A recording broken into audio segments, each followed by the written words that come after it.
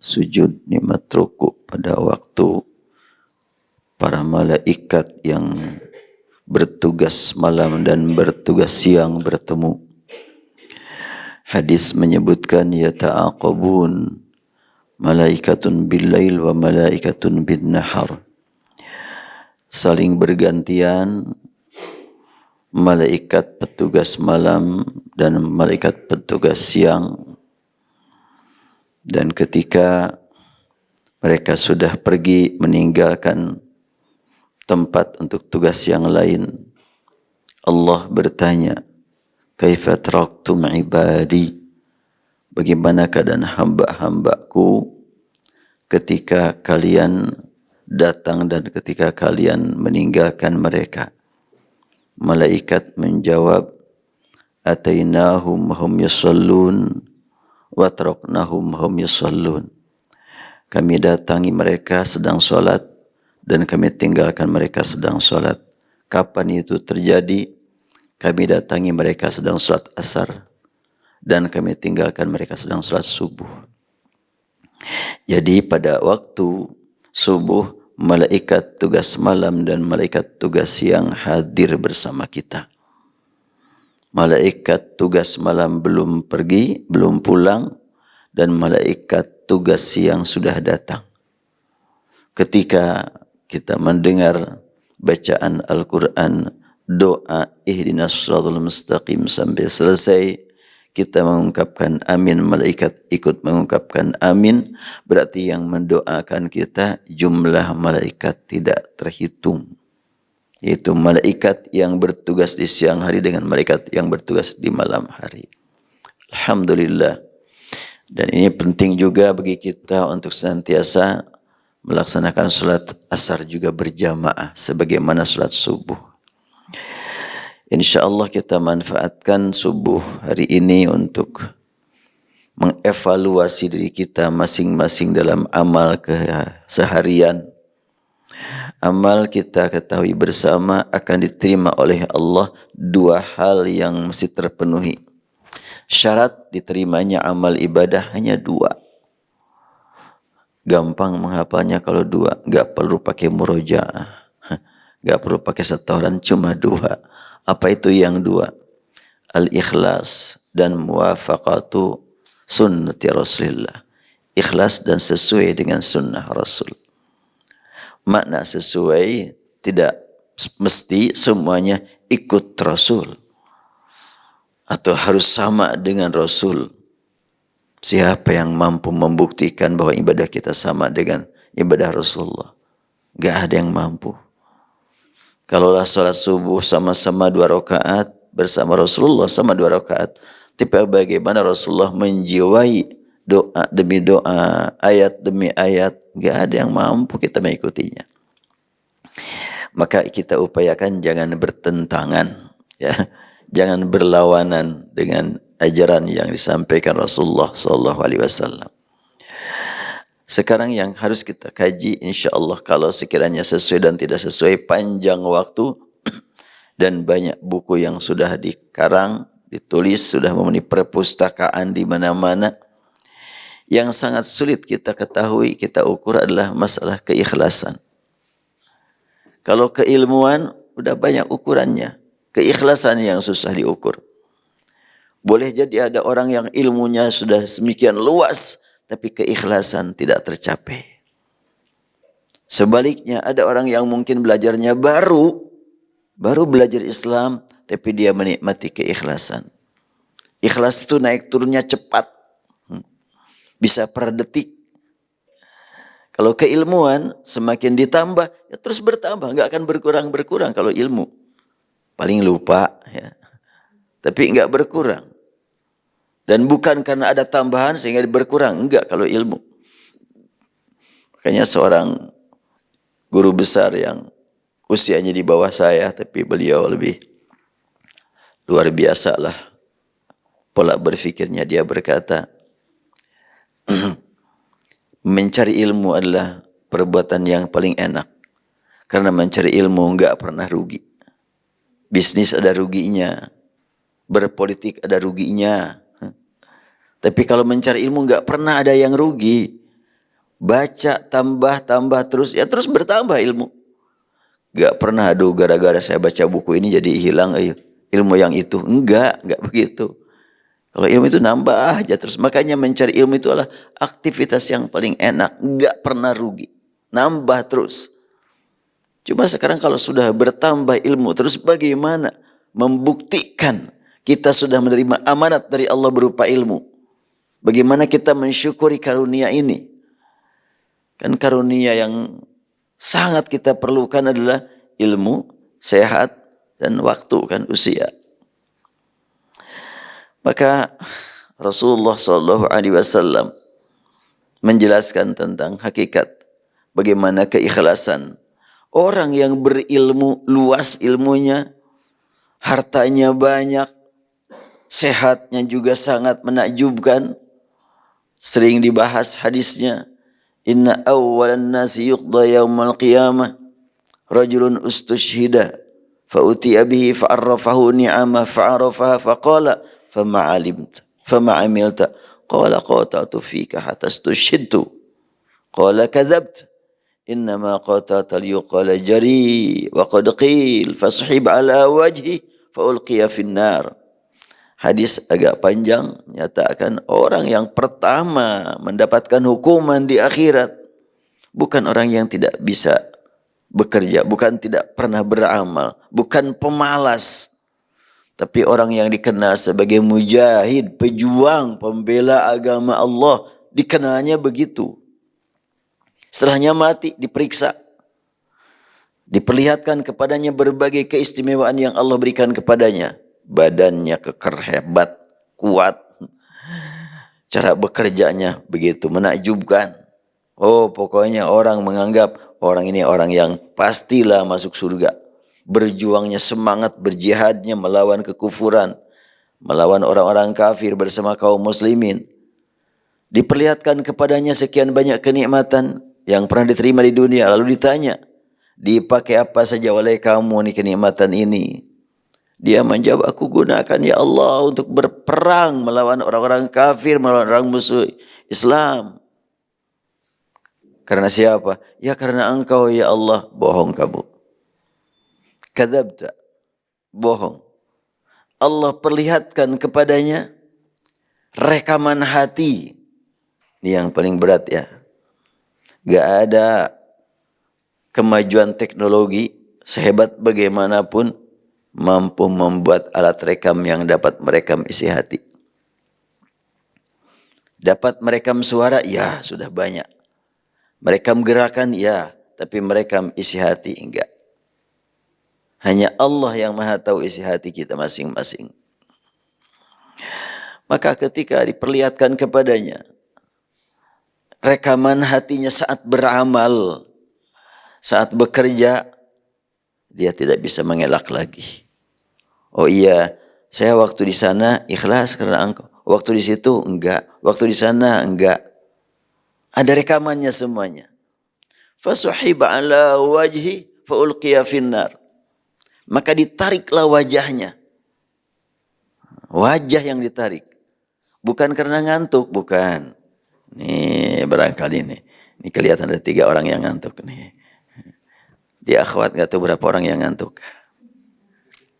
Ada yang ngantuk gak di akhwat? Tolong cubit yang ngantuk. Ya. Jadi hadis menyebutkan fasuhiba ala wajhi faulqiya finnar. Ditarik wajahnya, dilemparkanlah orang tersebut ke dalam api neraka. Ini dikenal sebagai pejuang. Kemudian kedua, ini yang patut kita resapi, kita jiwai bersama. Rajulun ta'allama ilma. Orang yang mencari ilmu. Kitalah. Wa 'allamahu, dan dia ajarkan ilmu tersebut. Wa qara'al Qur'an, dan membaca Al-Qur'an. Allah Akbar. Ngeri sekali ini. Mencari ilmu, mengajarkan ilmu, membaca Al-Qur'an. Kemudian setelahnya dia meninggal, disidang dan diperlihatkan kepadanya suaranya bagus, kalau berbicara Pokoknya semua orang kagum melihat dia dan mendengar dia. Kalau sekiranya dia sudah berdalil, wah pokoknya lancar ngalir terus dalil. Orang kagum mendengar dia, menghadiri dia. Ditanya oleh Allah, keahlian seperti ini dipakai apa oleh kamu? Iya, aku gunakan untuk ibadah kepada Engkau ya Allah. Aku ngajar karena Engkau, aku baca Quran karena Engkau. Maka ketika diperlihatkan kepadanya rekaman hati, dia tidak bisa lagi berdalil lagi, menolak lagi. Dia membaca Al-Quran, dia ceramah, dia berpidato di mana-mana, dia mencari ilmu. Yang dicari ilmu kira-kira gimana saya kalau sudah dapat ilmu, nanti kerja di mana, gajinya berapa, la haula wala quwata illa billah. Ilmu dari siapa? Dari Allah. Syukuri. Allah pasti akan memberikan bekal kalau kita ingin menyebarkan ilmu dengan ikhlas karena Allah. Ini yang sangat penting buat kita nih. Apabila sudah ada jiwa tanggung jawab, saya dapat karunia dari Allah berupa ilmu, saya harus menyebarkan nanti. Tidak berpikir imbalannya apa. Memang kita dapat ilmu hasil beli? Kan enggak. Allah memberi kepada kita, yuk kita sebarluaskan. Untuk apa disebarluaskan? Emang enggak mau imbalan dari Allah? Kan Allah memberi imbalannya, tak terhitung. Man sanna fil islami sunnatan hasanatan falahu ajruha wa ajru man amila biha ba'dahu la yanqusuhu minhu syai'. Orang yang biasa memberikan kebaikan, menyebarkan kebaikan, diikuti oleh orang lain, dia dapat nilai amal dia dan dapat nilai dari hasil orang yang mengikutinya tanpa mengurangi sedikit pun. Yang mengikuti dapat amal sesuai amal masing-masing, dan pahala yang diberikan Allah kepada para pengikut diberikan juga kepada orang yang diikutinya. Nikmat sekali ya. Punya ikhlas itu nikmat sekali. Makanya nanti diharaplah semuanya setelahnya berangkat meninggalkan Riung Bandung, bukan meninggalkan Magdisnya. Magdis sama jangan ditinggal, Riung Bandung nama enggak apa-apa deh. Dimanapun dibawalah ilmu dari Magdis.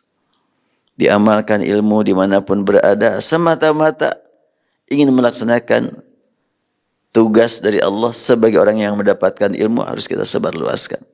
Allah pasti akan memberikan bekal. Pasti itu. Gak mungkin Allah membiarkan. Saya itulah merasakan ya nikmat diingatkan dengan cara seperti ini. Ya Allah, susah saya berjuang untuk bersyukur atas karunia ini. Berat sekali, nggak mampu bersyukur. Tapi ya diupayakan sesuai kemampuan lah gitu. Jadi nanti diharap semua ikhwan dan semua akhwat, berapa bulan lagi nih? Yang 17 orangnya. Ikhwan akhwat nih yang angkatan pertama program 3 tahunan nih. Ya. Berapa orang semuanya? Ustaz Syahrul? 17 ya. Ya, 17 orang. Dari sejak sekarang sudah terprogram beberapa alternatif ya. Jangan satu alternatif ya. Beberapa alternatif. Saya programkan alternatif pertama bla bla bla. Kalau ini enggak tercapai, yang ini. Gitu. Yang terbayang itu adalah di mana saya akan memanfaatkan ilmu. Menyebarkan ilmu. Bukan setelahnya saya keluar dari sini, apa ya yang saya kerjakan? Enggak demikian.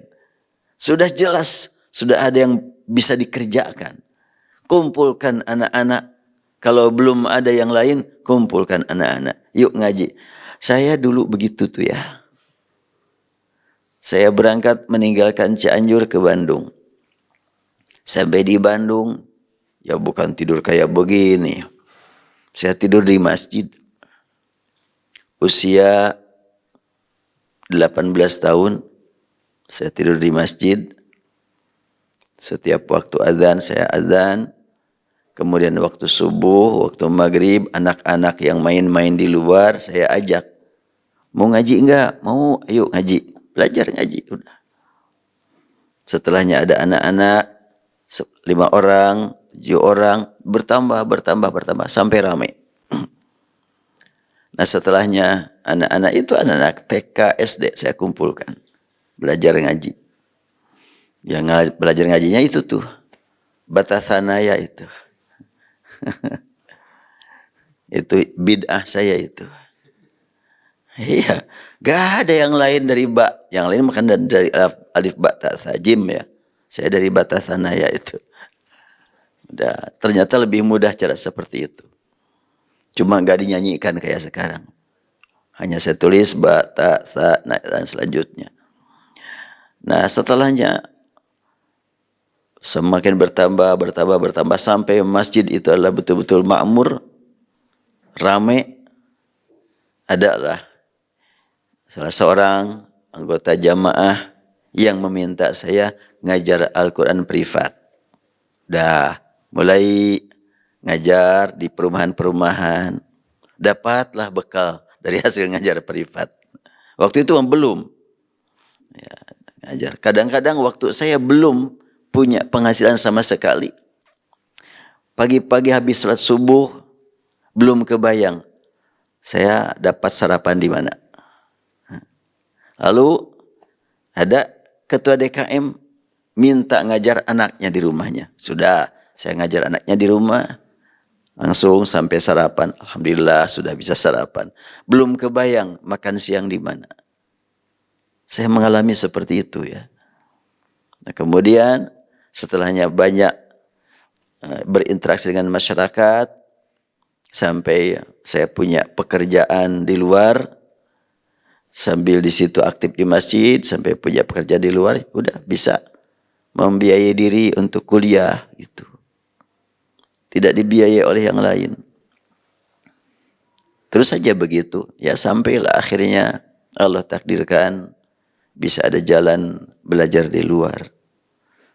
Yakin kepada Allah Subhanahu wa taala, Allah tidak akan membiarkan kita aktif menyebarkan Al-Quran dengan kelaparan, gak mungkin.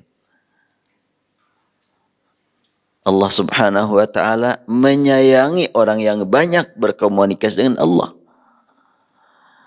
Sebab kalau kita hidup bersama Al-Quran berarti kita sering berdialog dengan Allah Subhanahu wa taala. Apalagi kalau sudah diberi nikmat hafal, subhanallah.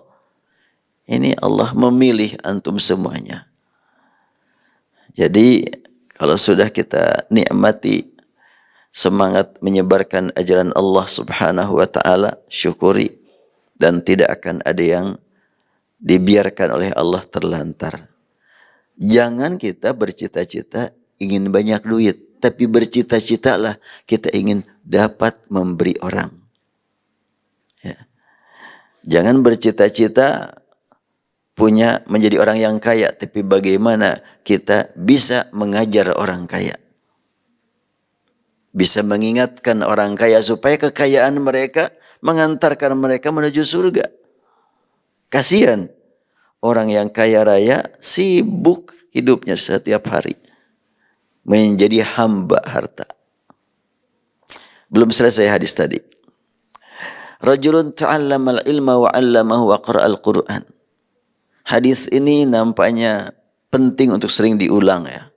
Sebagaimana murojaah beberapa ayat, beberapa juz, murojaah juga hadis ya. Saya mendengar Syekh Abdul Rashid itu jangankan Quran dan hadis. Dia itu mutun syatibiyah, mutun thayyibah, itu murojaahnya setiap hari itu. Ya, matan-matan syatibiyah itu dibaca setiap hari itu. Karena memelihara ilmu dari Allah Subhanahu wa taala.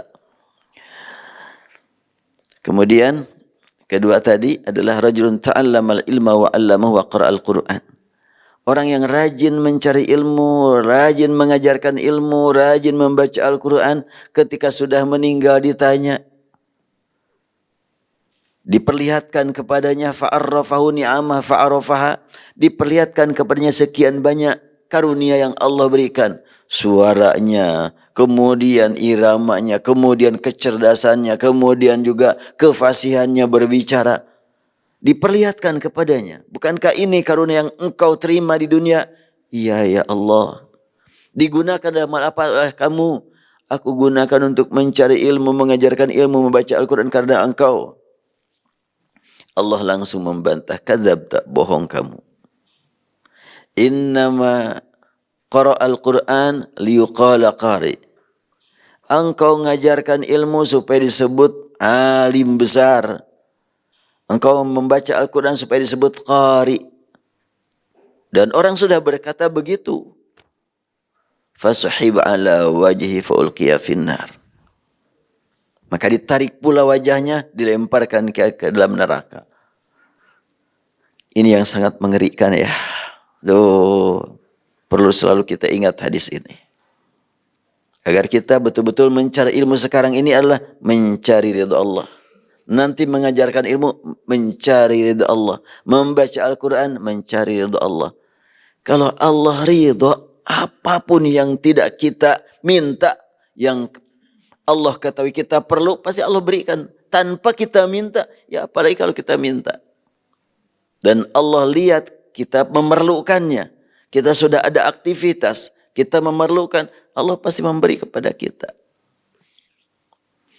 Itu saja yang paling penting buat kita ingatkan diri kita, ya khususnya diri saya sendiri lah gitu.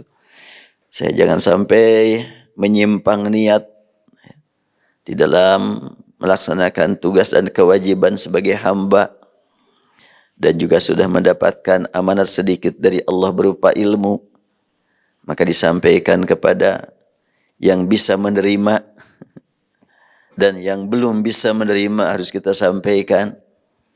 Sebab Allah pasti akan mencatat ketika kita menyampaikan ilmu. Orang tersebut tidak menunggu, tidak minta. Bahkan mungkin awal-awal kesal mendengarkan kita. Tapi dengan terus menerus kita sampaikan kepada mereka dengan penuh cinta sayang karena Allah. Allah mencatat. Yang Allah catatkan bukan hanya yang kita katakan, yang kita perbuat, tapi yang kita niatkan. Ini masalah ikhlas ya.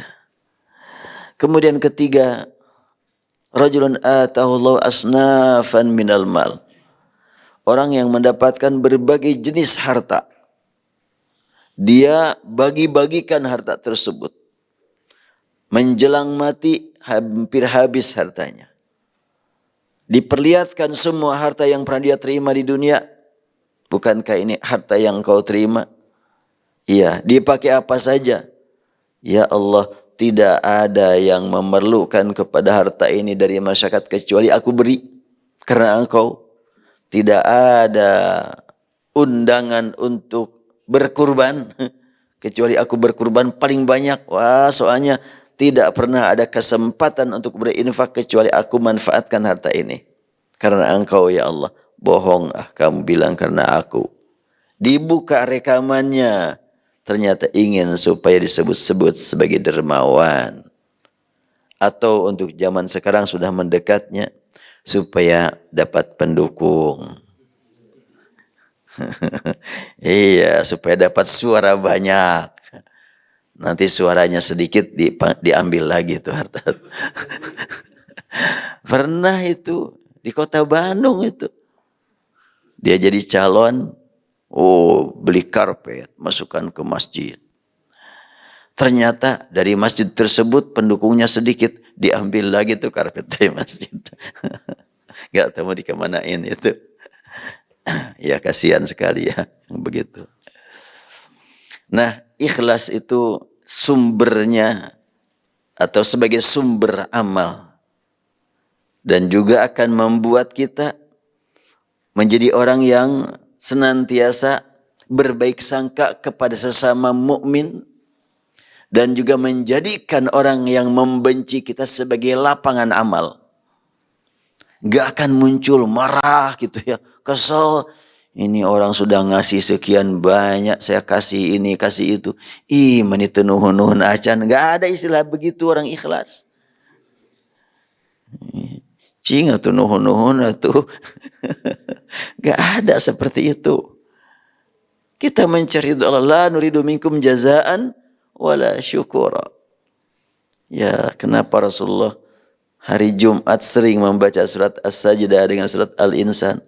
Luar biasa dua surat itu, ya Allah. Kalau kita resapi, kita jiwai. Pembinaan amal itu.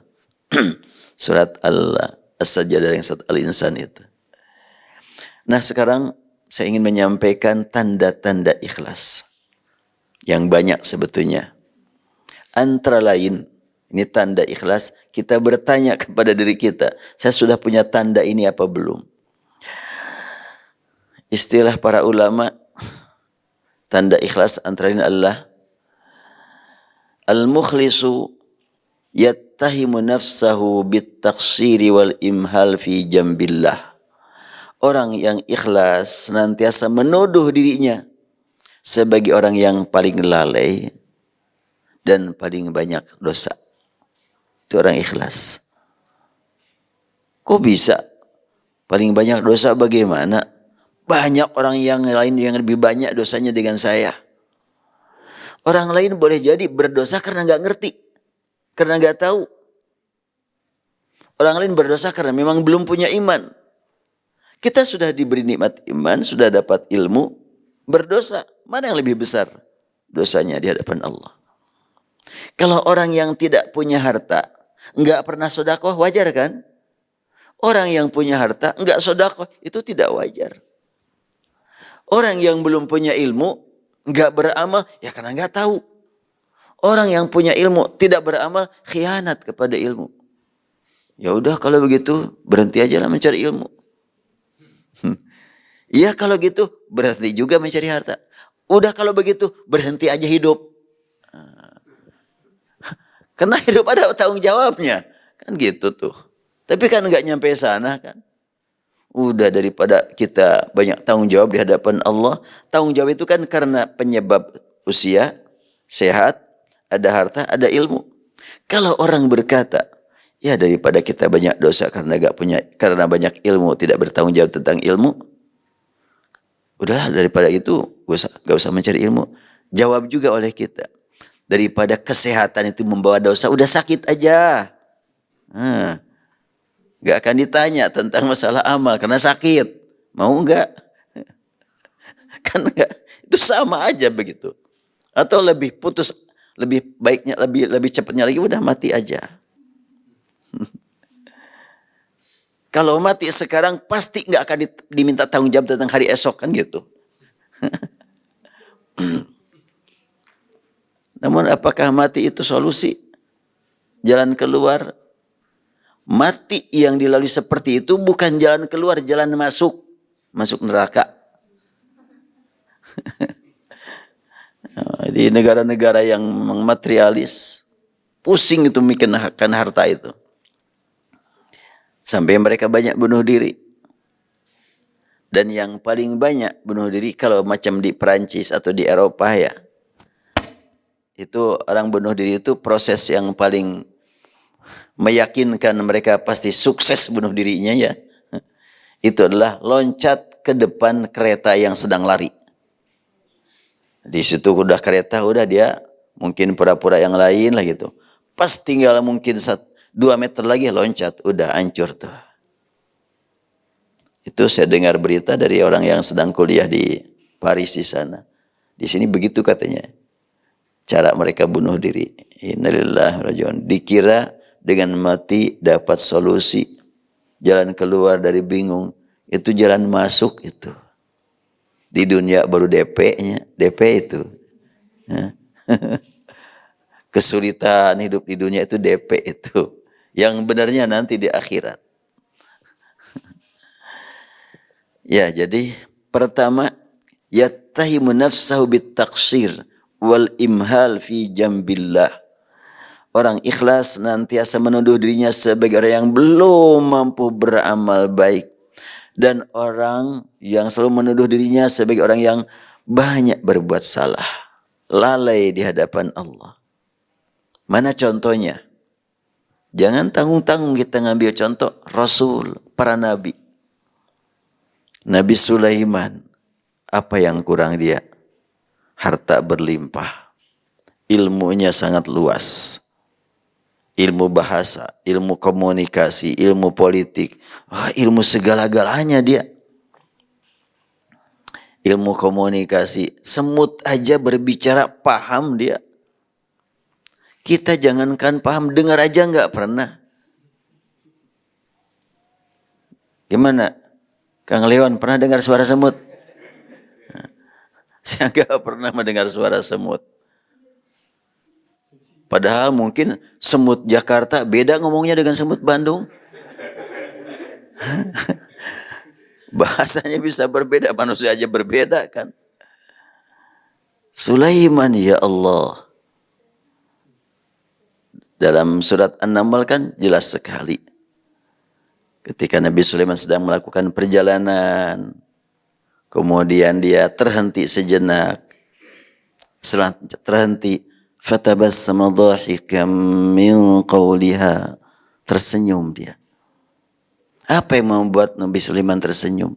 Dapat ilmu dari Syekh Semut.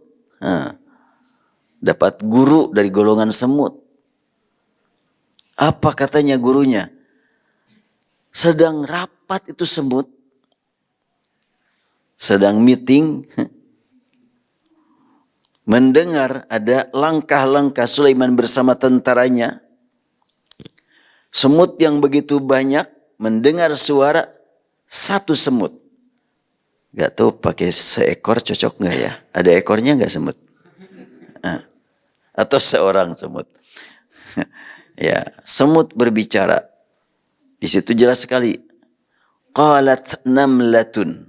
Allahu Akbar. Qalat namlatun. Dengan nakirah namlatun. Dan pakai tak, mungkin tak namlahnya adalah perempuan kali.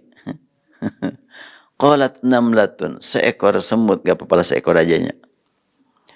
Berkata, berarti semut ini enggak dikenal yang lainnya. Dia asing. Makanya pakai nakirah. Seperti dalam surat Yasin. Qala rajulun min aqsal Madinah. Rajulun itu adalah orang asing dari kampung. Demikian juga semut. Yang tidak diketahui dari mana nih semut, golongan apa nih. Gelarnya apa, enggak ada itu. Qalat namlatun ya ayyuhan namlu dukhulu masakinakum. La yahtimannakum Sulaiman wa junudu wahum la yash'urun. Semut berkata, wahai semut-semut sekalian, segera kalian masuk ke tempat yang aman, yang tenang. Udkhulu masakinakum.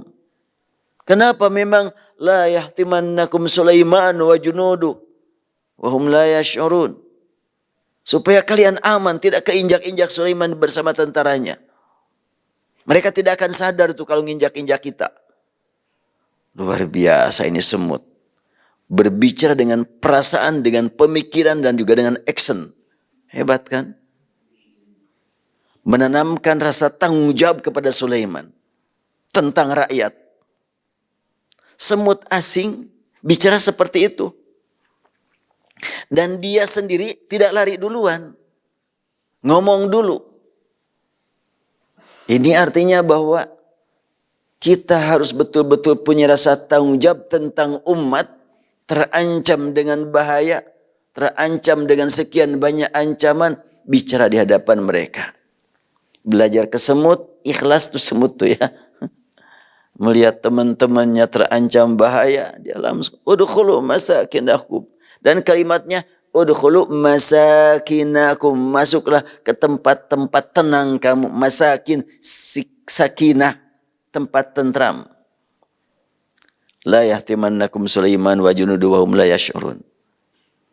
Sulaiman mendapat ilmu baru dari semut. Langsung menghadap kepada Allah. Senyum dapat ilmu. Tapi tidak hanya sebatas itu. Langsung dia syukuri. Menghadap kepada Allah dengan kalimat yang sangat indah yang harus kita ambil pelajaran. Rabbi auzi'ni an ashkura ni'mataka allati an'amta alayya wa ala walidayya. Wahai Rabbku. Nabi Sulaiman tidak mengatakan Rabbana tapi Rabbi. Kenapa? Sulaiman sadar betul amanat yang Allah berikan kepada dirinya tidak diberikan kepada sekian banyak orang. Makanya dia berkata Rabbi, hanya aku yang memiliki kewajiban sebesar ini. Hanya aku yang memiliki kewajiban bersyukur atas ilmu yang begitu luas. Yang bersama Nabi Sulaiman enggak ada yang ngerti bahasa semut, dia sendiri yang ngerti. Maka dia berkata, Rabbi auzi'ani, bimbinglah aku untuk mensyukuri nikmat yang kau curahkan kepada aku dan kepada ayah bundaku. Rabbi auzi'ni an ashkura ni'matak allati an'amta alayya wa ala walidayya. Dan orang tuaku. Siapa orang tua Sulaiman? Ayahnya Sulaiman siapa? Daud kan? Wa waritha Sulaimanu Dawuda. Ya. Sulaiman dapat warisan dari Daud. Warisan kenabian. Warisan dakwah. Warisan umat. Maka berkata, wa ala walidayya wa an a'mala salihan. Bimbinglah aku agar aku mampu beramal saleh. Lanjutannya bagaimana? Wa adkhilni birahmatik fi ibadika salihin. Ini yang sangat penting untuk kita tadabbur ini. Adkhilni, masukkan aku ya Allah. Yang memohon dimasukkan itu di luar di dalam. Gak mungkin mohon masuk kalau sudah di dalam. Kita sedang berada di ruangan ini. Mohon izin, aku mohon diizinkan dapat masuk. Ya udah kan kamu udah masuk kan. Nah, gitu. Berarti Nabi Sulaiman memohon kepada Allah untuk dimasukkan, berarti dia merasa di luar. Masuk ke mana? Fi ibadika salihin. Masuk ke dalam kelompok hamba-hamba engkau yang saleh ya Allah. Boleh aku masukkan kamu dengan syarat. Ya Allah jangan pakai syarat. Terus gimana? Birahmatika. Adkhilni birahmatik. Sebelum disebut kemana mau masuk, mohon rahmat. Ya Allah masukkan aku dengan rahmatmu saja. Hanya dengan rahmatmu saja. Aku mohon engkau masukkan aku. Bukan dengan amalku. Amalku. Jauh untuk dapat mengantarkan aku ke dalam golongan hamba yang soleh. Belum bicara surga. Baru ke dalam golongan hamba yang soleh di dunia. Masih memandang diri. Aku enggak layak. Hanya berharap dengan rahmatnya. Adkhilni birahmatik. Fi ibadika salihin. Masukkan aku ke dalam golongan hamba-Mu yang soleh itu. Hanya dengan rahmat-Mu saja ya Allah. Makanya kalimat birahmatika didahulukan. Bukan adkhilni fi ibadika salihin birahmatik. Tapi adkhilni birahmatik fi ibadika salihin. Itu Nabi Sulaiman. Bagaimana Nabi Yusuf? Dalam surat Yusuf kita temukan Rabbi qad ataitani minal mulki wa 'allamtani min ta'wil ahadits fatir as-samawati wal ard anta waliyyi fid dunya wal akhirah tawaffani musliman wa alhiqni bis salihin. Kalau Nabi Sulaiman mohon diizinkan masuk dengan rahmat. Kalau Nabi Yusuf, kalau minta masuk enggak layak, aku bisa masuk. Aku memohon diizinkan untuk bisa ikut saja di belakang. Allah Akbar. Ya, itulah yattahimu nafsahu bitaksir wal imhal fi jambillah.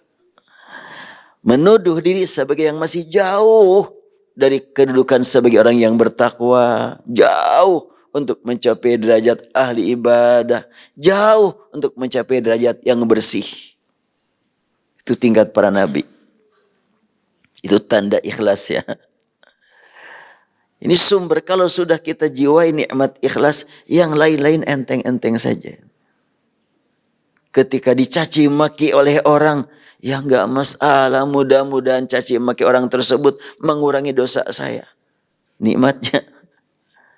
Karena dia sudah mencaci maki saya, berarti memberi jalan saya menuju surga. Saya balas dia dengan doa, ya Allah ampuni dia. Curahkan rahmatmu padanya, nikmat. Insya Allah kalau gitu terusnya, awet muda. Iya, yang muda bisa awet muda, yang tua mah awet tua lah. Iya, antum kan masih muda, bisa awet muda. Saya mah sudah tua, ya awet tua paling juga. Jadi itu salah satu kunci buat kita untuk senantiasa tenang gitu hidup itu. Enggak pernah, kalaulah sedih, ada sedih, tapi enggak berterus-terusan. Kesel, ya manusiawi, tapi tidak bertahan keselnya itu. Cuma sebentar. Segala kembalikan kepada diri kita. Seorang ahli ibadah dalam kitab Mukhtasar Minhajul Qasidin dikatakan, Al-arifu billah yatabassamu inda ru'yatil fussaqi wal usad. Orang yang ma'rifat kepada Allah, yang senantiasa merasa dilihat, didengar, diawasi oleh Allah, ketika menyaksikan banyak orang yang maksiat, tersenyum dia. Kenapa tersenyum? Oh, di sini lapangan amal saya. Di sini saya akan bekerja untuk mendapatkan nilai dari Allah. Di sini saya akan beramal. Ternyata lapangan amal demikian luas. Jadi nanti kalau pokoknya ikhwan akhwat sudah tidak di Riung Bandung lagi, tapi tetap masih di Magdisnya, diingatlah gitu. Oh, masyarakat saya masih kayak begini. Itulah lapangan amal antum itu. Lapangan kerja antum di situ. Orang lain banyak yang susah cari kerjanya. Kita emang gak akan susah cari kerja. Di mana-mana lapangan kerja tuh. Ya tapi duitnya bagaimana? Lebih daripada duit. Duit mah kadang-kadang nyusahin kita. Nyimpannya di mana? Itu orang yang punya uang triliunan itu pusing itu. Duh kalau devaluasi, kalau inflasi, wah bingung deh. Tapi bagi orang yang nggak punya uang mah nggak bingungnya. Nggak takut kehilangan uang kalau emang nggak punya uang. Kan ya kalau orang yang ini cerita sederhana karangan pribadinya. Orang kemana-mana jalan kaki, melihat orang naik sepeda, duh enak kalau saya bisa punya sepeda. Udahlah kumpulkan uang sampai bisa kebeli sepeda. Oh senang kemana-mana pakai sepeda. Sedang naik sepeda, tiba-tiba nanjak, aduh capek. Lihat orang lain naik motor, wah enak kalau pakai motor. Gak akan capek begini. Ngumpulkan uang sampai punya motor. Setelahnya naik motor, hujan. Aduh, hujan gede begini. Coba kalau punya mobil. Gak akan apa-apa hujan juga. Ngumpulkan uang sampai punya mobil. Setelahnya punya mobil, mogok. Mogok mobil gimana ya? Coba kalau pakai motor mogok bisa didorong. Pakai mobil gak bisa dorong sendiri. Udahlah balik lagi ke motor aja deh. Udah naik motor, bensinnya habis. Kalau sepeda mah gak pakai bensin, enak-enak pakai sepeda. Ya, sebetulnya makanya sudah syukuri yang ada, jangan pakai kalau ya. Syukuri yang ada. Insya Allah akan menjadi nikmat. Jadi Nabi Sulaiman tadi mengatakan birahmatika adkhilni birahmatik fi ibadika salihin. Nabi Yusuf berkata alhiqni bis salihin. Apa itu alhiqni? Ikutkan aku, izinkan aku ikut di belakang orang-orang soleh dengan harapan bisa mengikuti mereka kemana di dunia dan kemana di akhirat. Indah luar biasa ya. Padahal Nabi Yusuf itu perjuangannya luar biasa. Sejak kecil dia sudah mendapatkan ujian dan sukses menghadapi ujiannya.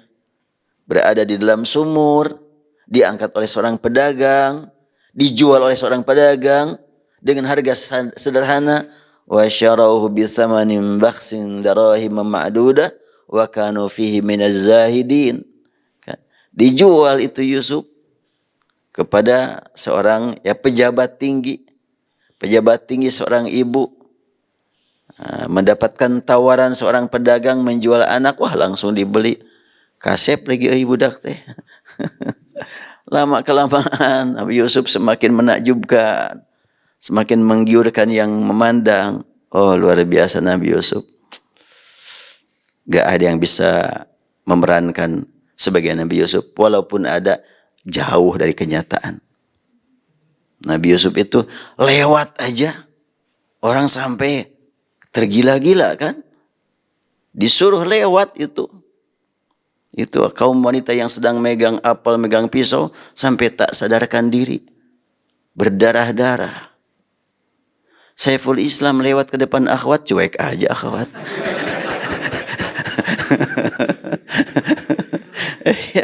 Nabi Yusuf itu luar biasa. Oleh Allah Subhanahu wa taala memang khusus untuk Nabi Yusuf aja. Makanya gak usah bertanya-tanya Kang Firman, ya kenapa gak saya aja kayak Nabi Yusuf, gak akan sanggup. Iya, gak akan sanggup itu nahannya itu. Nabi Yusuf itulah begitu. Dan luar biasa beliau diuji dengan sekian banyak ujian, lolos terus. Ujian dibenci saudara, ujian dengan kegantengan, ketampanan, ujian dengan jabatan, ujian dengan harta, lolos semuanya. Dengan pahit, dengan manis, di penjara. Di penjara malah dakwah. Itulah Nabi Yusuf. Setelahnya beliau mencapai puncaknya kedudukan yang sangat tinggi di dunia, di hadapan manusia dan di hadapan Allah. Sampai dipertemukan oleh Allah dengan orang tuanya. Ayahnya masih ada, namun ayahnya karena sering menangis, kisahnya begitu kan, terus menangis Yusuf, karena ini seorang nabi kan, diberitahu oleh Allah Yusuf masih ada. Duh, di mana dia? Rindu luar biasa, karena sejak kecil Yusuf orang yang paling dicintai ayahnya. Makanya sampai membuat orang-orang lain membencinya. Jadi surat Yusuf ayat berapa? Ayat 11. Qalu ya abana ma laka la ta'manna ala Yusuf wa inna lahu lanasihun. Sangat berharap sekali saudara-saudaranya ingin membawa Yusuf. Kenapa ayah engkau enggak percaya kepadaku? Jadi kalimat engkau enggak percaya itu kelihatannya enggak dari hati itu. Karena memang tujuannya tujuan jelek. Makanya bacaannya juga berbedanya. Bacaannya tidak la ta'manuna, enggak. Tapi disatukan ennya dan pakai ismam. Itu punya makna juga itu. Sampailah Nabi Yusuf lanjut dewasa, sudah menjadi pejabat tinggi.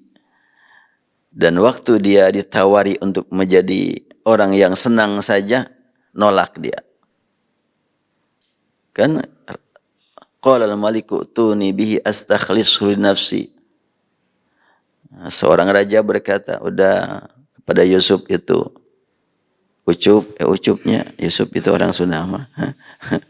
Engkau udah di sini aja, mau apapun aku sediakan, tuh istana, makanannya segala macam sediakan.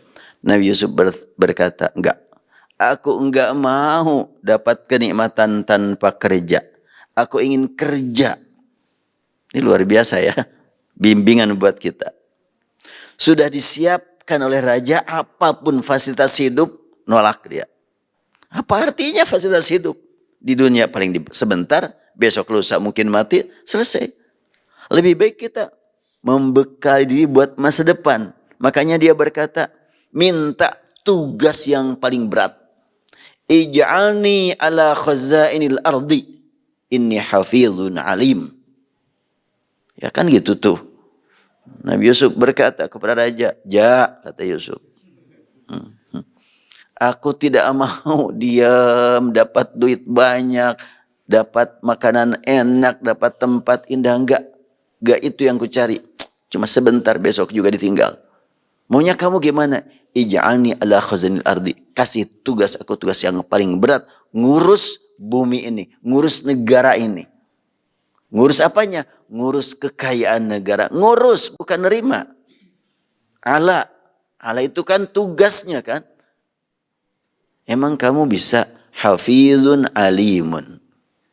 Memang aku nggak punya ijazah sarjana sih enggak. Tapi sudah orang tahu aku hafiz, pemelihara jujur, alim, profesional. Jujur dan profesional ini modal utama. Sekarang banyak yang profesional tidak jujur. Banyak yang jujur tidak profesional, hancurlah. Dua hal yang mesti dimiliki oleh kita. Yang paling banyak yang jujur tanpa profesional atau profesional tanpa jujur. Yang paling banyak tidak profesional, tidak jujur. Itu yang paling banyak itu. Ilmunya enggak ada, jujurnya juga enggak ada. Dan itu mendapatkan jabatan yang posisi yang paling penting ya gitu. Biar tidak protes ke atas. Itu zaman dulu. Atau sekarang di negara tetangga, bukan di kita. Ya Allah. Nah, Nabi Yusuf berkata, ij'alni ala khazanil ardi inni hafizun alim. Setelahnya dia mendapatkan tugas ngurus kekayaan negara. Dan dia tidak mengambil keuntungan. Dia tanpa kerja saja sudah disiapkan. Dan bukan mencari itu dia. Tapi ternyata kan dengan proses seperti itu, dia bisa nyumbang keluar yang waktu itu sedang dalam keadaan kelaparan, di mana-mana pailit, karena Allah bikin sekian banyak negara kekeringan. Sampailah Nabi Yusuf membantu hingga dapat kenikmatan bertemu dengan orang tua. Pas orang tuanya datang, bagaimana sikap Nabi Yusuf bersama saudara-saudaranya. Wa rafa'a abawahi 'alal arsy wa kharru lahu sujada. Ya. Nabi Yusuf melihat ayah dan ibunya, abawahi berarti masih ada ibunya juga. Nabi Yusuf turun dari singgasana yang sangat terhormat. Dipersilakan ayah dan ibu duduk di kursi kebesaran. Ini kebesaran juga nih memang. Enggak pasit. Ya. Jadi kursi terhormatnya ditinggal. Yusuf sujud menghadap kepada Allah. Bertemu dengan ayah dan ibu sujud kepada Allah. Padahal saudara-saudaranya sangat hormat sama dia. Kan kalimatnya warafa abawaya wa kharru lahu sujada. Saudara-saudaranya bahkan hormat kepada Yusuf. Yusuf enggak berasa penting dengan penghormatan orang. Tapi justru aku yang harus sujud kepada Allah. Maka dia sujud, kemudian memohon kepada Allah, alhiqni bis-salihin. Ya Allah, izinkan aku ya Allah untuk dapat mengikuti orang-orang saleh. Di mana orang-orang saleh ya Allah, aku ingin ikut mereka. Pada waktu itu tentunya sulit untuk dicari siapa yang lebih saleh daripada dia. Tapi malah dia memohon kepada Allah ingin dipertemukan orang-orang saleh. Sangat tepat. Sekiranya kita juga mengamalkan seperti yang diamalkan yang dibacakan Nabi Yusuf, Nabi Sulaiman, sering-sering berdoa dengan itu. Itu baru dari Sulaiman ke Yusuf, kemudian langsung saja kepada Nabi Muhammad SAW. Tingkat Nabi Muhammad yang menempati kedudukan di atas alam raya, penyebar rahmat ke seluruh alam, termasuk Arash, termasuk Sidratil Muntaha, kan Rasul sudah sampai di sana.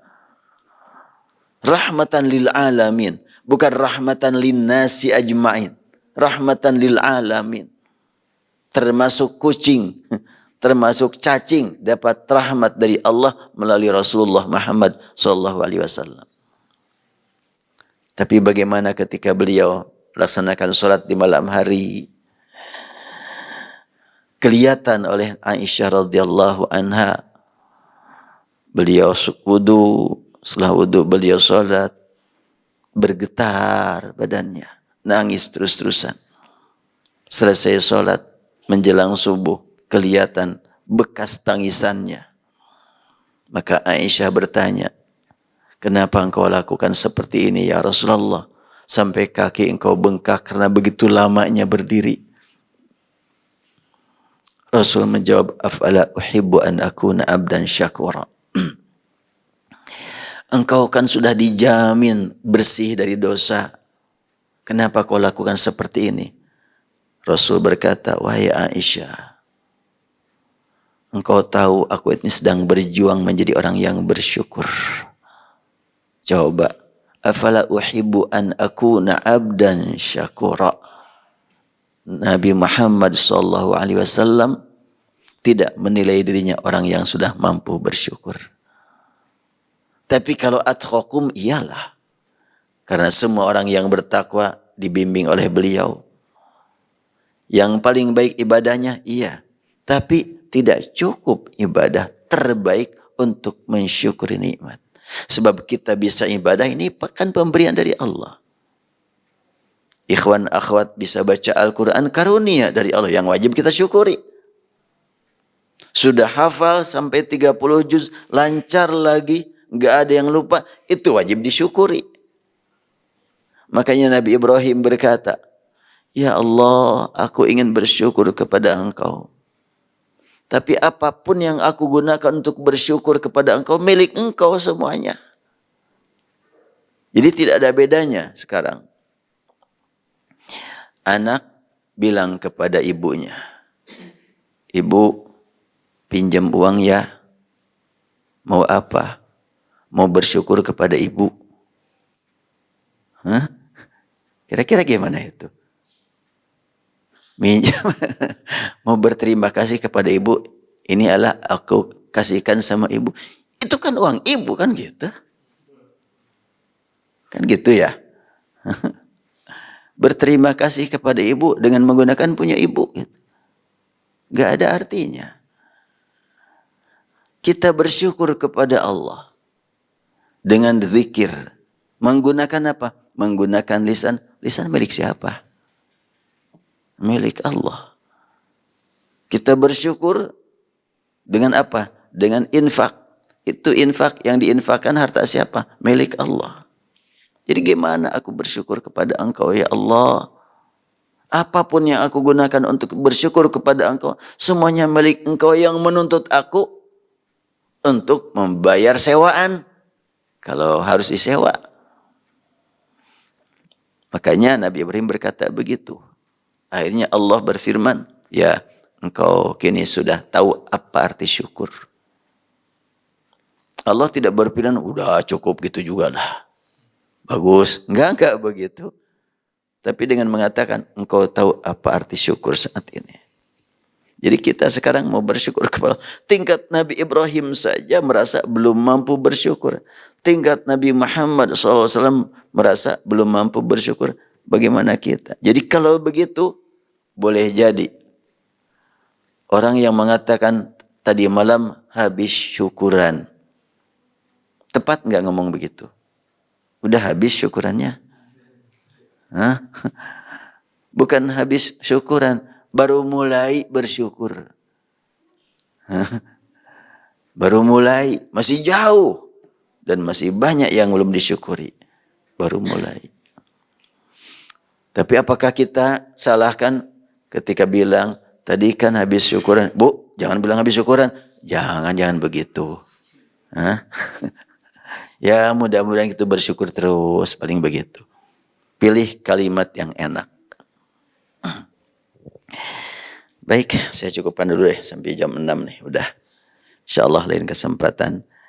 Dan hari Rabu mendatang, InsyaAllah pengajian seperti biasa aja, pengajian seperti pengajian hari Sabtu subuh ya, hari Sabtu. Jadi posisi dirubah karena saya ingin menggunakan layar monitor untuk hari Rabu subuh.